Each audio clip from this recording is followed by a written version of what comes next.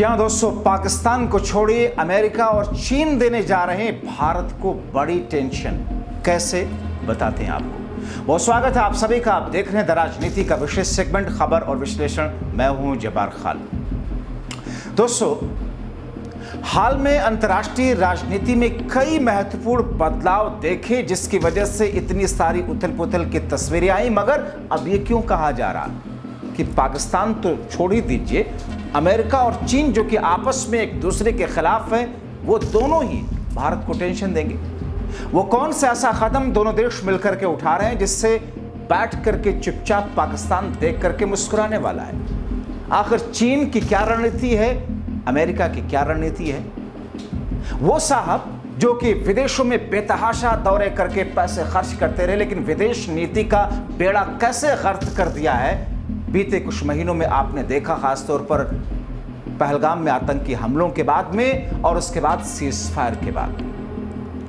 दोस्तों, विस्तार से आपको बताते हैं जिस अंदाज में जो कुछ उथल पुथल इस वक्त देश से लेकर के अंतर्राष्ट्रीय राजनीति में हो रही है। ऐसे में कई बार तीसरे विश्व युद्ध की संभावनाएं, जिस पर चर्चाएं खूब हुई इस बीच में, खासतौर पर इजराइल और ईरान के बीच के संघर्ष के दौरान।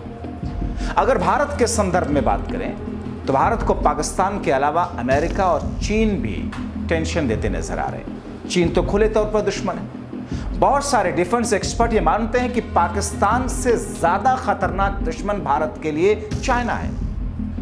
मगर चूंकि पाकिस्तान के साथ में संघ और बीजेपी की राजनीतिक रोटी सेकी जाती है, इसलिए पाकिस्तान और भारत के बीच के इस कॉन्फ्लिक्ट को ज्यादा बढ़ा चढ़ा करके पेश किया जाता है। लेकिन दोस्तों, दरअसल डोनाल्ड ट्रंप ने पाकिस्तान में कुछ ऐसा किया जिससे वहां की सरकार कमजोर हो सकती है। पाकिस्तान की सरकार, जी है, अब आप सोच रहे होंगे शहबाज शरीफ पाकिस्तान के प्रधानमंत्री हैं, उनकी सरकार है, लेकिन दरअसल ये आधिकारिक तौर पर है। सरकार तो वहां की सेना ही चलाती है। आसिम मुनीर ही है। आप दो चीज़ों के हवाले से आप देखिए कि जब अमेरिका ने भारत और पाकिस्तान के बीच में सीज़फायर कराने के लिए जो पहल की, उसमें अमेरिका के विदेश मंत्री ने और अमेरिका के उपराष्ट्रपति ने भारत के से जो बात की, लेकिन पाकिस्तान के प्रधानमंत्री से बात नहीं की, पाकिस्तान के आर्मी चीफ से बात की। सोचिए, आर्मी चीफ को पाकिस्तान के आर्मी चीफ को अमेरिका में डोनाल्ड ट्रंप ने बुला करके व्हाइट हाउस में लंच कराया, शहबाज शरीफ को नहीं। तो आप समझ सकते हैं। तो अमेरिका ने पाकिस्तान की सरकार कमजोर करने के ट्रिक्स अपनाए। जाहिर तौर पर उसका मतलब यह है कि वहां पर जो सेना अध्यक्ष हैं उनको और ज्यादा महत्व देना। उन्होंने पाकिस्तान के सेना प्रमुख आसिम मुनीर से मुलाकात की, उन्हें समर्थन दिया। इससे भारत को नुकसान होने की संभावना डिफेंस एक्सपर्ट से लेकर के अंतर्राष्ट्रीय मामलों के जानकार मान रहे हैं, क्योंकि पाकिस्तान और अमेरिका के रिश्ते फिर से अच्छे होने की तरफ बढ़ रहे हैं, ऐसा अंतर्राष्ट्रीय मामलों के जानकारों का कहना है। यह सब तब हुआ जब ट्रंप ईरान पर हमला करने की सोच रहे थे और उन्हें नोबेल शांति पुरस्कार मिलने की उम्मीद थी। डोनाल्ड ट्रंप की पहल से आखिरकार युद्ध विराम हुआ और शांति के नोबेल पुरस्कार के लिए उनका नाम भी सामने आया। ईरान के परमाणु ठिकानों पर बमबारी करने से पहले उन्होंने ईरान में सत्ता परिवर्तन की बात भी की थी। भारत पाकिस्तान के मामले में उन्होंने हस्तक्षेप किया, शांति स्थापित करने की कोशिश की और लगातार मोदी साहब खामोश है, एक चुप हजार चुप। लेकिन डोनाल्ड ट्रंप हर दूसरे दिन 20वीं बार वो कह चुके हैं, मैंने ही कराया है भारत और पाकिस्तान के बीच में सीज़फायर, वो भी बिजनेस का, ट्रेड का लालच दे करके। खैर, ये मोदी साहब की नीति मोदी साहब ही समझे।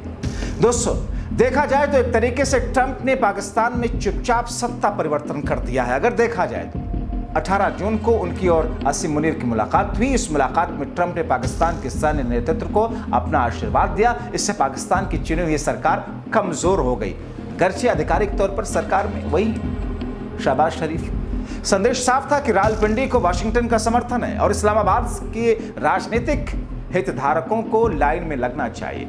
शहबाज शरीफ की सरकार सिर्फ एक दिखावा है। मुनीर अपने साथ ISI DG आसिम मलिक को लेकर के DC गए, जबकि शरीफ को मार्को रूबियो ने फोन पर बात करके संतोष करना पड़ा। यह मई में भारत पाकिस्तान संघर्ष में ट्रंप के हस्तक्षेप के बाद बड़ा बदलाव था। उधर भारतीयों को लगा कि ट्रंप पाकिस्तान और मुनीर से दोस्ती करके उन्हें धोखा दे रहे, लेकिन अमेरिका ऐसा नहीं सोचता। वो पाकिस्तान में अपने मित्र बलों को सत्ता में वापस ला रहा है, खासतौर पर तब जब पश्चिमी एशिया में स्थिति तनावपूर्ण है। पाकिस्तान के नेतृत्व ने क्रिप्टो को अपनाया, जो कई अन्य देशों ने नहीं किया।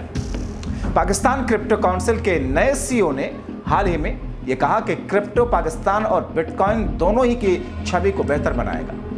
ट्रंप ने इन दोनों बातों का समर्थन किया। अमेरिका के वरिष्ठ राजनयिक डोनाल्ड लू ने जो काम शुरू किया था उसे डोनाल्ड ट्रंप ने पूरा कर लिया। लू ने इमरान खान को हटाने में मदद की। मगर यह बात भी सच है कि अमेरिका की दोस्ती से पाकिस्तान का जोश शाही है। पाकिस्तान ने ट्रंप को नोबेल शांति पुरस्कार के लिए नामांकित किया है, लेकिन यह योजना सफल नहीं हुई क्योंकि ट्रंप ने ईरान में युद्ध शुरू कर दिया। फिर भी दो बातें स्पष्ट हैं। पाकिस्तान के ट्रंप को खुश करने के प्रयास सफल रहे हैं और भारत ने ट्रंप का समर्थन नहीं किया, इसलिए ट्रंप भारत से नाराज है। मोदी और ट्रंप के आखिरी फोन पर हुई बातचीत व्हाइट हाउस में अच्छी नहीं रही। हालांकि ये बात और है कि जब पाकिस्तान के सेनाध्यक्ष आसिम मुनीर को बुला करके ट्रंप ने लंच पे बुलाया, बाकायदा उनके साथ में बातचीत की रणनीति बनी, और जब साहब गए थे अमेरिका, वहां से उन्होंने कोई बात नहीं की। लेकिन जब यहाँ आए और अपनी एक चुनावी रैली में थे, तो रैली में अपने अंदाज में कहते हैं कि भाई मैं 2 दिन पहले था अमेरिका में, ट्रंप ने फोन किया कि आओ खाते हैं, खाना खाते हैं, बातें करते हैं, एंजॉय करते हैं, लेकिन मैं नहीं गया। ये साहब की भाषा थी। खैर, पाकिस्तान में हमेशा सेना का शासन रहा, चाहे वो तख्ता पलट हो या ना हो, लेकिन हाल के वर्षों में सेना के प्रति असंतोष बढ़ रहा है, जिसमें इमरान खान ने ही थोड़ा बढ़ावा दिया। खान तालिबान के करीबी थे और अमेरिका और भारत के बारे में बहुत संवेदनशील भी थे, लेकिन वो अभी पाकिस्तान के सबसे लोकप्रिय नेता हैं। अभी भी जेल में बंद इमरान खान मुनीर के लिए एक कांटा बने हुए हैं। अमेरिका पाकिस्तान से बड़ी मांग करेगा। पाकिस्तान की सेना अब उतनी शक्तिशाली नहीं है, लेकिन वह अभी भी कुछ काम कर सकती है। अर्थव्यवस्था एक चिंता का विषय है, लेकिन ज़्यादा नहीं। पाकिस्तान ने अंतर्राष्ट्रीय सहायता पाइपलाइनें फिर से खोल दी है। उधर चीन का पाकिस्तान अमेरिका को फिर से मजबूत हो रहे संबंधों से कुछ खास आपत्ति नहीं है, क्योंकि वो दशकों से इससे परिचित है।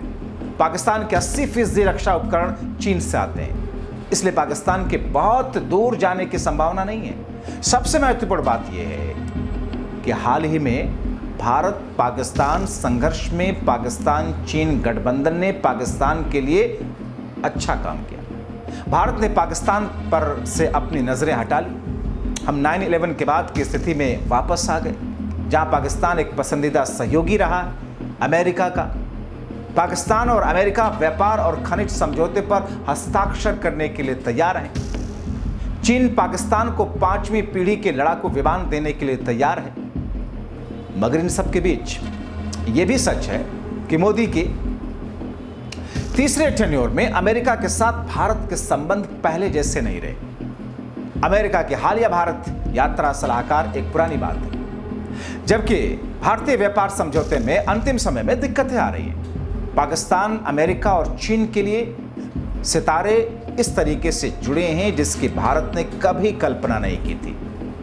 ये चिंता का विषय होना चाहिए, क्योंकि जब तक चिंतन मनन नहीं, तब तक उसका समाधान नहीं। मुनीर को अपने हिंदू विरोधी भाषण से सफलता मिली। आपने देखा पहलगाम आतंकी हमले से पहले आसिम मुनीर का जो भाषण था, किस कदर उस भाषण को लेकर के क्रिटिसिज्म हुआ, कितना जहरीला भाषण था, जिसके नतीजे में शायद पहलगाम हमला हुआ, ऐसा कहा जा रहा। मुनीर का उत्थान ऑपरेशन सिंदूर का परिणाम था। भारत को सावधान रहने की जरूरत बताई जा रही है, यह कहा जा रहा है। ऐसे में एक्सपर्ट के जरिए यह भी कहा जा रहा है कि भारत के आगे ढेरों चुनौतियां भी हैं। भारत को पाकिस्तान में बड़ी चुनौतियों का सामना करना पड़ेगा। अगर भारत को चीन से निपटना है तो एक कमजोर पाकिस्तान उसके हित में है। ये भारत के लिए पाकिस्तान में लोकतंत्र के समर्थन की पुष्टि करने का क्षण है। वहां कौन शासन करता है, इसमें हमारी मजबूत हिस्सेदारी है। फिलहाल भारत कमजोर खेल खेल रहा है, ऐसा कई सारे एक्सपर्ट लेख लिख करके कह रहे हैं, लेकिन बेहतर इसे, मजबूत इसे साहब को करना होगा। मगर साहब की रणनीति क्या है, इस बीच में आपने देखा और सुना कि विदेश नीति के साथ उन्होंने क्या किया है। आप क्या सोचते हैं, अपनी राय कमेंट बॉक्स में लिखें। अभी के लिए इतना ही, बहुत शुक्रिया।